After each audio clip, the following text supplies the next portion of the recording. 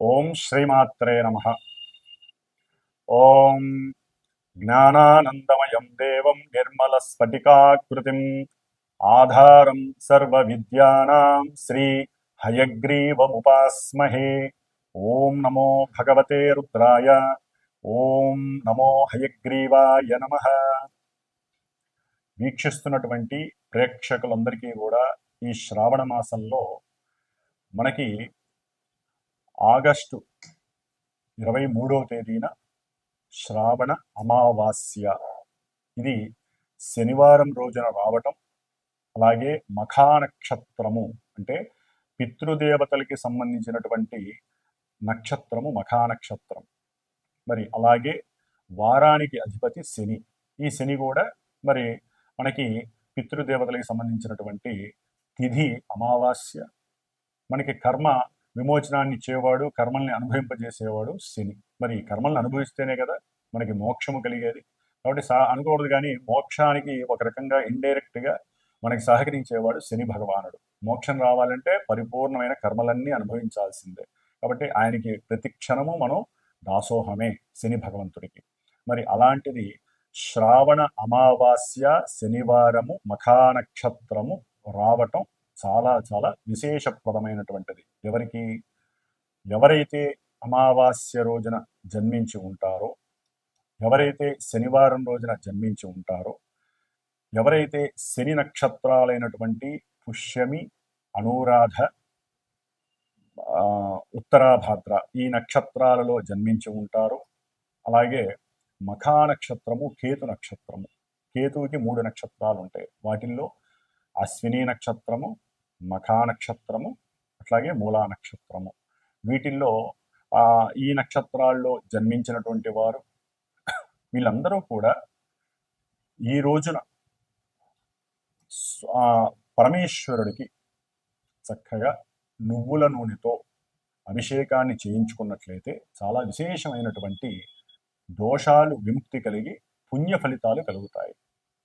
అట్లాగే శని భగవంతుడికి నవగ్రహాలయంలో చక్కగా 19 ఒత్తులు కింద ఒక విస్తరాకులో ఉప్పు వేసి, ఆ యొక్క ఉప్పు పైన ఒక ప్రమిదని, నల్ల ప్రమిదని పెట్టి దాంట్లో ఒత్తులు 19 వేసి నువ్వుల నూనె పోసి దీపారాధన పశ్చిమానికి వెలుగుతూ ఉండాలి. స్వామివారి పశ్చిమానికి తిరిగి ఉంటాడు కాబట్టి దీపారాధనలో కూడా అంటే మొత్తం వస్తే 19 వస్తే ఒకటిగా చెయ్యాలి, గాలి వస్తుంది, అక్కడ సెక్యూర్ లేదు అనుకున్నప్పుడు 19 ఒత్తులను కలిపి ఒక్క ఒత్తిగా చేసి పశ్చిమానికి గనక చేసినట్లయితే 19 ప్రదక్షిణాలు ఓం శం శనయే నమః, లేదా ఓం శనేశ్చరాయ నమః, లేదా నీలాంజన సమాభాసం రవిపుత్రం యమాగ్రజం ఛాయా మార్తాండ సంభూతం తం నమామి శనేశ్చరం, ఈ యొక్క స్తోత్రాన్ని చదువుతూ చక్కగా నవగ్రహాలకి ప్రదక్షిణాలు చేయండి. అట్లాగే ఇది అయిపోయిన తర్వాత హనుమంతుల వారు కంపల్సరీ మస్ట్ అండ్ షుడ్ హనుమంతుల వారికి కూడా ప్రదక్షిణాలు చేసి ఇంత బెల్లము, అరటి పండ్లు ఆయన దగ్గర ఒక తమలపాకేసి పెట్టి ఆయనకి ఆరగింపు చేయండి. అట్లాగే నువ్వుల ఉండలు చక్కగా శనీశ్వరుడికి నివేదన చేసి బెల్లంతో చేసిన నువ్వుండలు చేసి ఒకటి స్వామివారి దగ్గర పెట్టి అందరికీ కూడా చక్కగా పంచివేయండి. అది మీరు 18 మంది 19 మందికి పంచుకుంటారా, 8 మందికి ఇస్తారా అనేది మీ యొక్క ఆర్థిక స్తోమతను బట్టి మీరు బేరీజ్ వేసుకోండి. ఈ విధంగా శని భగవంతుడికి చక్కగా ఆరగింపు చేసి అందరికీ ప్రసాదం చేయండి. అన్నిటికన్నా ముఖ్యమైనటువంటిది పరమశివుడికి కంపల్సరీ నువ్వుల నూనెతో అభిషేకం చేయించడానికి ప్రయత్నం చేయండి.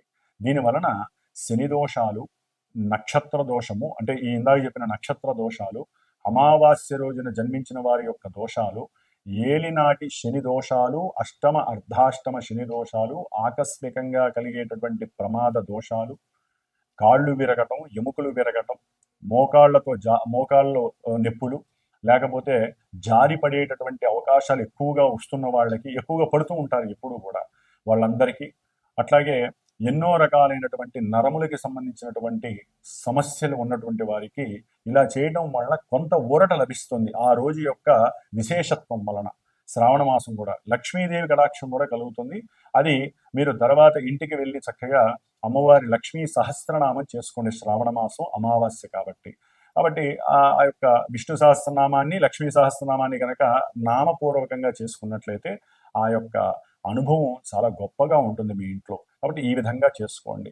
అట్లాగే మన యొక్క శ్రీమాత జ్యోతిషాలయ పీఠంలో ఈ యొక్క శ్రావణ బహుళ అమావాస్య శనివారం మఖా నక్షత్రం రోజున విశేషంగా ఎవరికైతే ఏలినాటి అష్టమ అర్ధాష్టమ కంటక వేధ శని దోషాలు నడుస్తున్నాయో, అట్లాగే ఇందాక చెప్పిన విధంగా ఆ నక్షత్రాల వారు, శని నక్షత్రాల వారు, కేతు నక్షత్రాల వారు, మఖా నక్షత్రం వారు, వివాహాలు ఆటంకంగా ఉన్నవాళ్ళు, అంటే ఓ పట్టాన తెమలవు, పునర్భూ దోషము అంటారు. ఈ పునర్భూ దోషం అంటే చంద్రుడు శని కలిసి ఉండటము, ఒకరినొకరు చూడబడటము, ఒకరింట్లో ఒకరు పరివర్తన ఉండటము, అంటే శశిమంగళ యోగం అనే శనిచంద్ర యోగం అనేది ఒకటి ఉన్నప్పటికీ ఈ విధంగా ఉన్నటువంటివి, అంటే శని నక్షత్రంలో చంద్రుడు, చంద్ర నక్షత్రంలో శని ఉన్న ఏ విధంగా శని చంద్రుడికి తమ యొక్క జాతకాలలో లింక్ ఉన్నా కూడా, సంబంధం ఉన్నా, వాళ్ళందరికీ ప్రతి కార్యక్రమము ఆలస్యం అవటం, 1-4 సార్లు అది పోస్ట్ పోన్ అవ్వటము, మానసిక నిర్వేదన, మానసిక చింతిత వ్యధ, మనస్సులో రకరకాల వికార భావాలు, ఒక రకంగా చెప్పాలంటే ఎంత ఫాస్ట్గా మనసు వాళ్ళు చేద్దామనుకున్నా పూర్తి ఎగైనిస్ట్గా ఆలస్యంగా జరగటం, దాని వలన జరిగేటువంటి డిసప్పాయింట్మెంట్స్ వలన, అట్లాగే తల్లి యొక్క అనారోగ్య బాధలు, అట్లాగే ఇంకా ఎన్నో రకాలైనటువంటి సమస్యలు, ముఖ్యంగా వివాహపరంగా సమస్యలు అనుభవిస్తున్న వాళ్ళు, వివాహం ఎంత కాలమైనా వివాహం కాని వాళ్ళు జాతకరీత్యా కంపల్సరీ వీళ్ళకి శనిచంద్రుల యొక్క దోషం ఉంటుంది, జాతకంలో చూపించుకుంటే తెలుస్తుంది.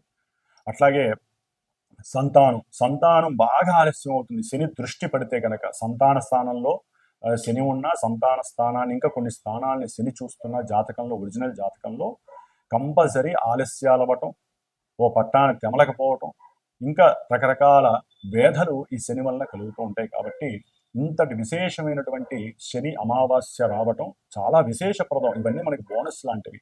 ఇది దోషభూయుక్తమైంది కాబట్టి ఎవరైనా మీరు కనుక వచ్చి, అంటే సంతానం గురించి కానీ, వివాహం గురించి కానీ, లేదా ఏదైనా ముఖ్యంగా కొన్ని కోర్టు సమస్యలు ఓ పట్టాన తెమలో వాళ్ళు కానీ, వీళ్ళందరూ కూడా కంపల్సరీ వీలుంటే నన్ను సంప్రదించి మన పీఠంలో జరిగేటటువంటి ఈ యొక్క శనిగ్రహ పాశుపత హోమము, అట్లాగే నవగ్రహ నక్షత్ర హోమము జరుగుతుంది. చివరిలో లక్ష్మీదేవి యొక్క శ్రీసూక్త హోమం కూడా జరుగుతుంది. ఉన్నంతలో ఈ యొక్క హోమం జరుగుతుంది. కాబట్టి ఈ వారం రోజుల్లో ఎవరైనా కనుక నన్ను సంప్రదించినట్లయితే, ఈ హైదరాబాద్లో ఉన్న వాళ్ళైతే కనుక అవసరం ఉంటే తప్పనిసరిగా కేటాయించి ఒక 3 గంటలు ఆ హోమంలో కూర్చునే అవకాశం తీసుకోండి.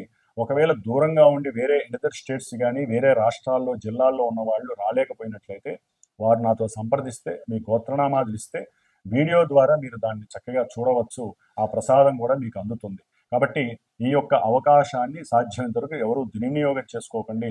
ఎవరైనా అవకాశం ఉంటే ఉజ్జయిని మహంకాళేశ్వరుడు గుడికి వెళ్తే కనుక శని అమావాస్య రోజున ఈ జీవితంలో వాళ్ళు ఎన్నో జన్మల యొక్క కర్మ భ్రష్టత్వాలన్నీ పోగొట్టుకున్న వాళ్ళు అవుతారని ఎవరో కాశీలో ఒకానొకప్పుడు ఒక మహాయోగి చెప్పాడు నాకు, ఒక 15 ఏళ్ల క్రితం. కాబట్టి ఆ అవకాశం అందరికీ ఉంటుందో లేదో తెలియదు కానీ ఉజ్జయిని మహంకాళేశ్వరుని మనసులో తలుచుకోండి ఆ రోజున. అట్లాగే ఈ యొక్క కార్యక్రమంలో పాల్గొనడానికి ప్రయత్నపూర్వకంగా సంప్రదించండి. తప్పకుండా మీకు కూడా ఆ యొక్క అనుగ్రహం, శని అనుగ్రహం రుద్రుడి ద్వారా కలుగుతుందని గట్టిగా చెప్పగలుగుతున్నాను. ఓం శం శనేశ్వరాయ నమః. తులారాశి. మరి తులారాశి వారికి శని అనుగ్రహం చాలా బాగుంది అని మనం ఆల్రెడీ అందరం చెప్తున్నదే. విన్నవాళ్ళు కూడా ఆనందపడే వాళ్ళు ఉన్నారు. మరి కొన్ని రోజులు బట్టి ఆయన వక్రించి ఉన్నాడు. అంటే శత్రువుల యొక్క, రోగముల యొక్క నివృత్తి జరగాలి, అట్లాగే ఆర్థిక సమస్యలు తీరతాయి, ఇవన్నీ కూడా చక్కగా విన్నారు. శని యొక్క అనుగ్రహం పరిపూర్ణంగా ఉందని చెప్పి ఆనందపడే వాళ్ళు ఉన్నారు. మాకు అలాంటివి ఏం జరగట్లేదండి అన్న వాళ్ళు కూడా ఫోన్లు చేసి చెప్పిన వాళ్ళు ఉన్నారు.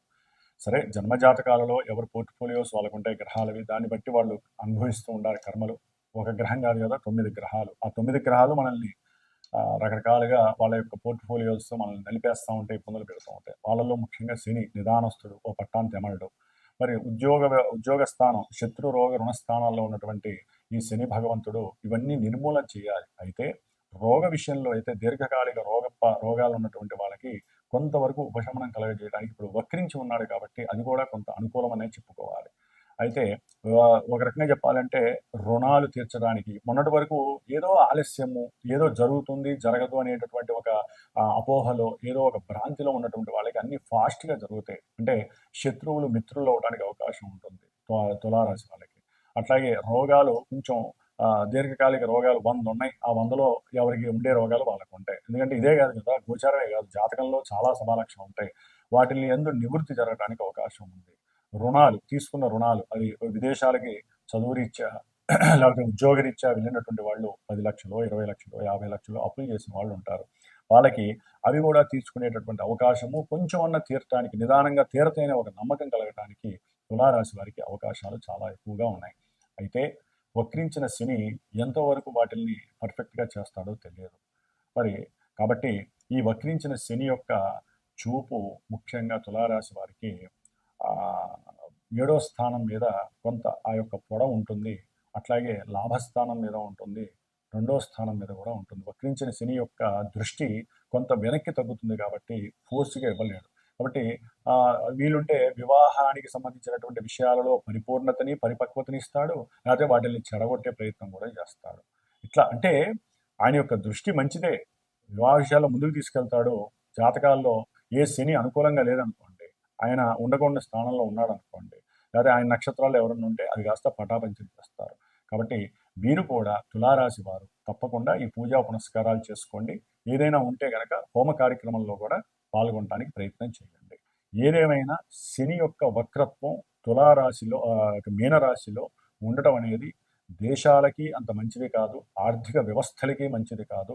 అట్లాగే హాస్పిటల్స్‌లో కూడా ఎన్నో రకాలైనటువంటి సమస్యలు బయటికి వచ్చే అవకాశాలు ఉంటాయి. ముఖ్యంగా మనం ఆల్రెడీ చూస్తూనే ఉన్నాము. ఈ మనకి కర్ణాటక అటు సైడు ధర్మస్థలి దగ్గర మరి పూడ్చబెట్టినటువంటి ఎప్పుడో అనాదిగా 30 ఏళ్ళు, 40 ఏళ్ల క్రితం జరిగినటువంటి విషయాలన్నీ ఇప్పుడు బయటికి తోడుతున్నాడంటే అంతటికీ శనే. ఆయనే మూలం. కాబట్టి ఒక రకంగా కొన్ని మంచియి జరుగుతాయి. కొన్ని ఇబ్బందులు కలుగుతాయి ఆయన వలన. కాబట్టి కర్మని అనుభవిస్తూనే మనం ఆయనకి సరైనటువంటి ఇలాంటి శాంతి గనక మనం చేసుకున్నట్లయితే శుభాలు జరుగుతాయి. ఓం శం శనైశ్చరాయ నమః.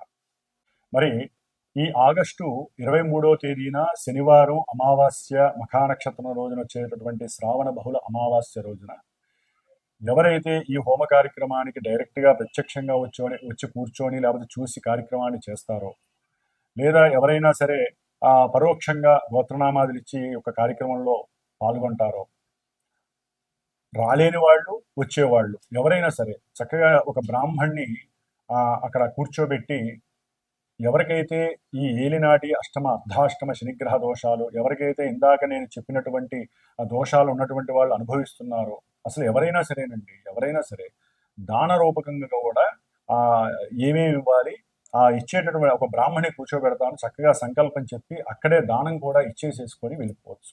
శనిదానం. ఎందుకంటే ఈ శనిదానం ఎవరు పడితే వాళ్ళు తీసుకోరు. అట్లాని గుళ్ళల్లో పూజారులు కొంతమంది వాళ్ళు తీసుకునే వాళ్ళు ఉంటారు. వాళ్ళకి ఇస్తే ఆ పవర్స్ తగ్గుతాయి వాళ్ళకి. అర్చకత్వం చేసే వాళ్ళకి ఇవ్వకూడదు. అట్లాగే దానికంటూ ఒక నల్లటి బ్రాహ్మడు, లేకపోతే దానికి కేటాయించుకొని ఓపికగా ఉండి 60 ఏళ్ళు పైబడినటువంటి ఒక వృద్ధ బ్రాహ్మడు కూర్చొని ఈ యొక్క దానాలు తీసుకునేటటువంటి వ్యక్తికి మీరు ఇచ్చినట్లయితే కనుక శని యొక్క దోషము తొందరగా పోవడానికి అవకాశం ఉంది. కాబట్టి ఈ యొక్క అవకాశాన్ని కూడా నేను సంకల్పించుకున్నాను. కాబట్టి ఆగస్టు 22వ తేదీ శుక్రవారం, శ్రావణ శుక్రవారం మధ్యాహ్నం లోపల ఎవరైతే నాకు గోత్రనామాదులు ఇస్తారో, దానం ఇచ్చేవాళ్ళు కూడా నాకు తెలియజేస్తే ఆ దానానికి సంబంధించిన సామాన్లు మీరు తెచ్చుకున్నా చాలా శుభప్రదం. లేదా తేలినటువంటి వాళ్ళకి నేను అన్నీ ఏర్పాటు చేస్తాను, అక్కడ మీరు హోమం అయిన తర్వాత లేకపోతే హోమానికి ముందు ఒక సమయం కేటాయించుకొని ఆ సమయంలో మీరు ఆ బ్రాహ్మడికి దానం ఇచ్చేసేసి చక్కగా అక్కడ ఆ హోమాన్ని చేసుకున్నట్లయితే కనుక చక్కటి ఫలితం కలుగుతుంది. ఈ శని అమావాస్య రోజున శనిదానం, నల్ల నువ్వులు అవన్నీ ఉంటాయి, నేను చెప్తాను. వాళ్ళందరూ అవి తెచ్చుకొని ఇవ్వచ్చు. లేదా అందుబాటులో వేరే ఊళ్ళో వాళ్ళు అక్కడ ఇచ్చుకోవాలనుకుంటే ఎవరైతే శనిదానాలు అదొక వృత్తిగా పెట్టుకొని చేస్తారో వారికి సంకల్పం చెప్పుకొని, మెయిన్ సంకల్పం చెప్పుకోవటంలోనే ఉంటుంది. కాబట్టి వచ్చే వాళ్ళకైతే నేను సంకల్పం చెప్పి ఇప్పిస్తాను ఆ సమయంలో. లేదా ఎవరైనా సరే రాలేనటువంటి వాళ్ళు, విదేశాల వాళ్ళు కావచ్చు, వేరే వాళ్ళు నమ్మకం నా మీద నమ్మకం ఉన్నటువంటి వాళ్ళు అక్కడి నుంచి అయినా సరే సంకల్పం చెప్పుకొని ఇక్కడ ఇవ్వచ్చు. ఎందుకంటే శనిదానం తీసుకునే వాళ్ళు ఏ ఊర్లో వాళ్ళు ఆ ఊర్లో ఉంటారు కాబట్టి సాధ్యమైనంత వరకు ఇవ్వవచ్చు. హోమం చేసుకునే వాళ్ళు ఎవరైతే అక్కడికి వస్తారో వాళ్ళు డైరెక్ట్గా ఇవ్వటానికి నేను ఒక మనిషిని కూడా ఏర్పాటు చేస్తాను, సింధానం తీసుకునే వాళ్ళు. కాబట్టి ఇది గుర్తుపెట్టుకోండి. ఆ రోజున ఏకభుక్తం, ఒక మధ్యాహ్నం పూట హోమం అయిన తర్వాత అయినా చేయండి, రాత్రికి కిందనే శయనించండి.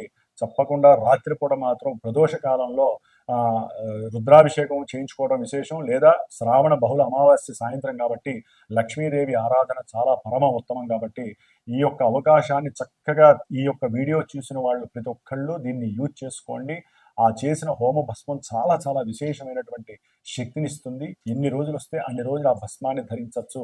కాబట్టి ఈ యొక్క యోగాన్ని భోగంగా మార్చుకునే ప్రయత్నం మీ చేతుల్లోనే ఉంది. కాబట్టి ఇది తక్కువ అమౌంట్లోనే అందరికీ అందుబాటులో ఉంటుంది. విడిగా హోమం చేయాలంటే చాలా ఎక్కువ ఖర్చు ఉంటుంది. ఆ ప్రదేశం కూడా మనకి దొరకపోవచ్చు. కాబట్టి నా యొక్క పీఠంలో ఈ యొక్క విశేష కార్యక్రమాలు జరుగుతూనే ఉంటాయి. కాబట్టి ఈ యొక్క కార్యక్రమాన్ని మీరు కూడా తనివితీరా చేసుకోండి, వచ్చి చేసుకోవచ్చు. లేదా ఫోన్ ద్వారా, వీడియో ద్వారా చూసి తరించి మానసికంగా, వ్యక్తిగతంగా ఆరోగ్యాన్ని, మానసిక శక్తిని పెంచుకోవడానికి శని భగవానుడు మనకిచ్చేటటువంటి శుభప్రదమైనటువంటి అవకాశంగా భావించండి.